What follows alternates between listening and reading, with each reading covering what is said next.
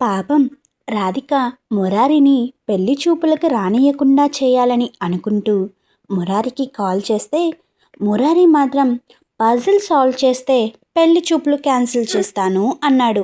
మరి మురారి ఇచ్చిన puzzle Radhika solve చేసిందా?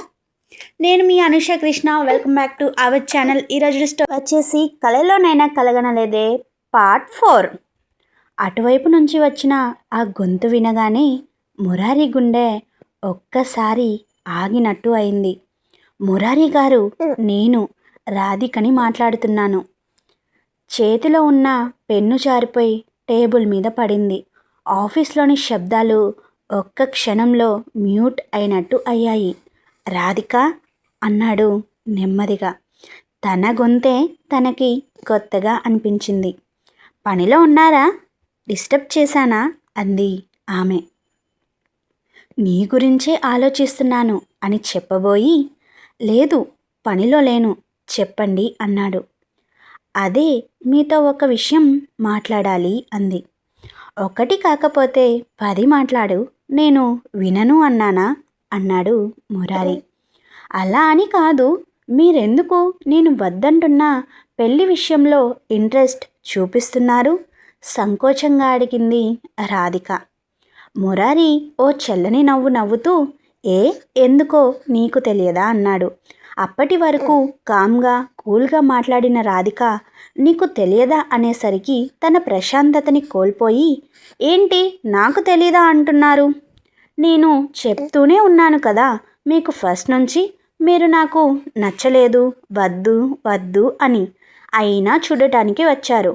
ఓకే, అంకుల్ బలవంతం చేసి ఉంటారు, వచ్చారు అని అనుకుందాం. వచ్చాక కూడా చెప్పాను మీకు నాట్ ఇంట్రెస్టెడ్ అని.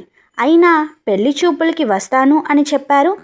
మీరంటే ఇష్టం లేని అమ్మాయిని పెళ్లి చేసుకొని మీరెలా హ్యాపీగా ఉంటారు చెప్పండి?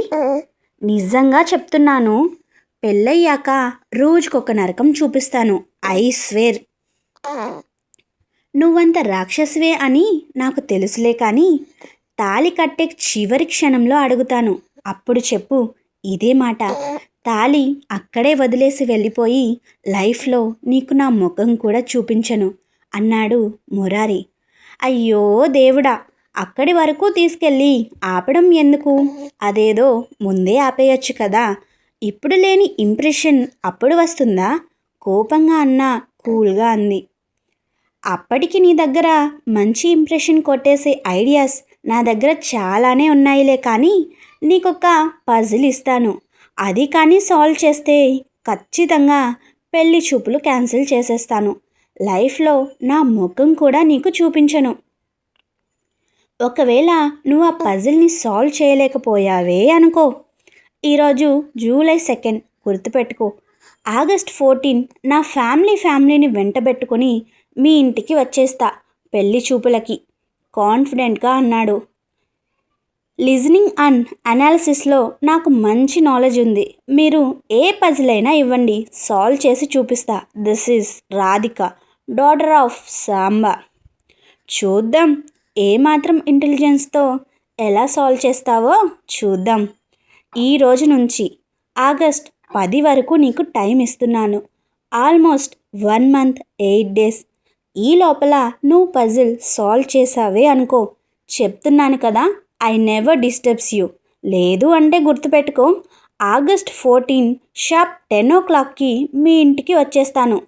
అప్పుడు పెళ్లి చూపులు మాత్రమే కాదు, ఎంగేజ్మెంట్ కూడా చేసేసుకుంటాను. మా మామ దగ్గర నాకు గుడ్ నేమ్ ఉంది కాబట్టి అటు సైడ్ నో ప్రాబ్లం.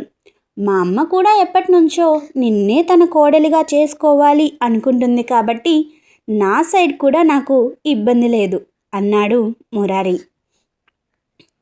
సరే, ఈ సోదంతా ఆపి ఆ పజిల్ ఏంటో చెప్పండి.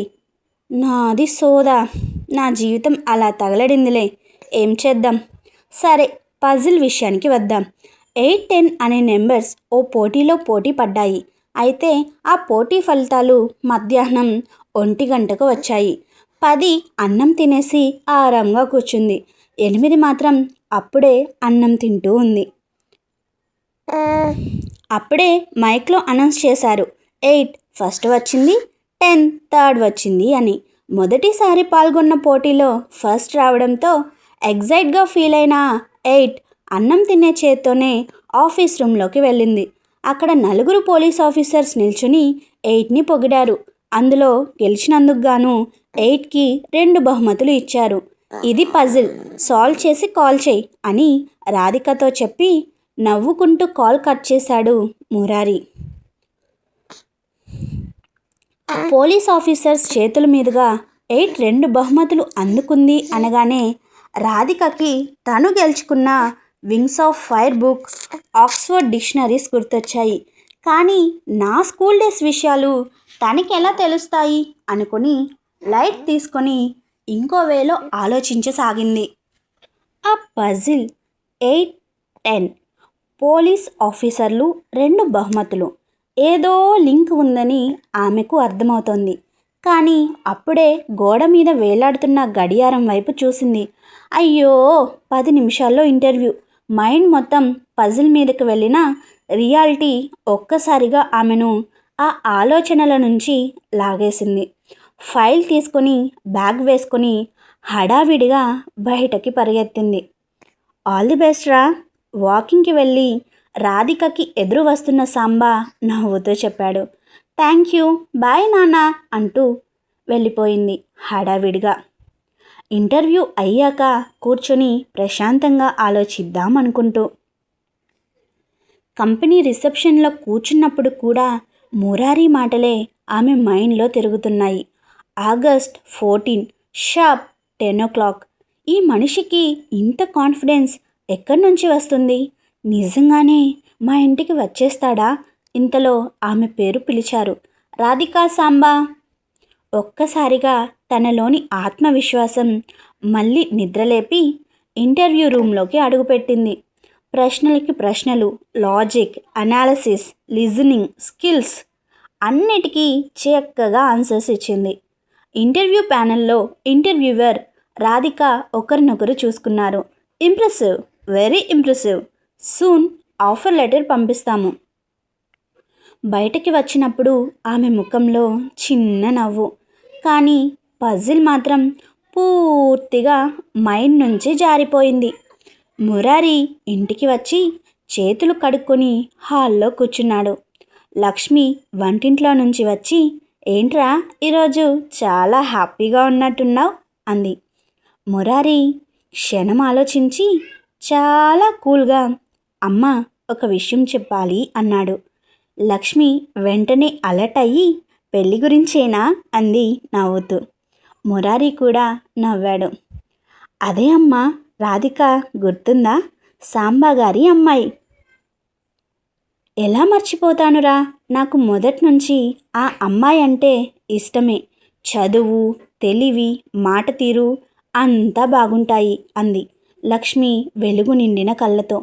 మురారి కుర్చీలో సరిగ్గా కూర్చుని ఆగస్ట్ 14కి వాళ్ళ ఇంటికి పెళ్లి చూపులకి వెళ్ళాలని అనుకుంటున్నా అమ్మా అన్నాడు. లక్ష్మి క్షణం కూడా ఆలోచించకుండా, చాలా మంచి మాట చెప్పావురా, నేనే సాంబా అన్నయ్య గారికి ఫోన్ చేస్తా అంది. మురారి లోపల లోపల నవ్వుకుంటూ, ఇప్పుడే కాదు, ఆగస్ట్ 10 కాల్ చేద్దాంలే అన్నాడు. ఇంటర్వ్యూ అటెండ్ అవ్వడం వల్ల వచ్చిన అలసటతో బెడ్ మీద పడిపోయింది రాధిక. మొబైల్ సైలెంట్లో పెట్టి నిద్రపోదామని కళ్ళు మూస్తుంటే 8 ఫస్ట్ 10 థర్డ్ పోలీస్ ఆఫీసర్లు 2 బహుమతులు ఇవే గుర్తొస్తున్నాయి. ఒక్కసారిగా లేచికొచ్చింది. ఛీ, ఎలా మర్చిపోయానురా ఈ పజిల్ని అనుకుంటూ నోట్స్ తీసుకొని పెన్ పట్టుకొని ఖచ్చితంగా ఈ పజిల్ని సాల్వ్ చేసి నువ్వే ఈ పెళ్లి చూపులు క్యాన్సిల్ చేసేలా చేస్తాను అనుకుంటూ నోట్స్ ఓపెన్ చేసి పెన్ చేతిలోకి తీసుకొని ఒకసారి గడియారం వైపు చూసింది. రాత్రి 11:47 కావస్తుంది. 8:10 ఫస్ట్ థర్డ్ అని మనసులో అనుకుంటూ పేజీ మీద పెద్దగా 8 అని రాసింది. పక్కనే 10. ఇవి నెంబర్స్ పజిల్ కాదు, ఇదంతా స్టోరీలా చెప్తున్నాడు అంటే ఏదో రియల్ లైఫ్ ఈవెంట్ని నెంబర్లతో కవర్ చేశాడు. ఒక్కసారిగా ఆమె మెదడులో ఆలోచన మెరుపు మెరిసింది. అవును, ఎస్సీ కాంపిటీషన్ అనుకుంటూ చిన్నగా నవ్వింది. 8 ఫస్ట్ 10 థర్డ్ అంటే 8వ తరగతి 10వ తరగతి. పెన్ ఆపేసి కుర్చీలో వెనక్కి వాలింది. మీరు కానీ సాల్వ్ చేస్తే రియల్ లైఫ్ మురారి చేత హాయ్ చెప్పిస్తా. కొనసాగుతుంది. ప్రేమతో మీ Anusha Krishna Mangudoddi. Thank you for watching. This is Anusha Krishna Mangudoddi signing of.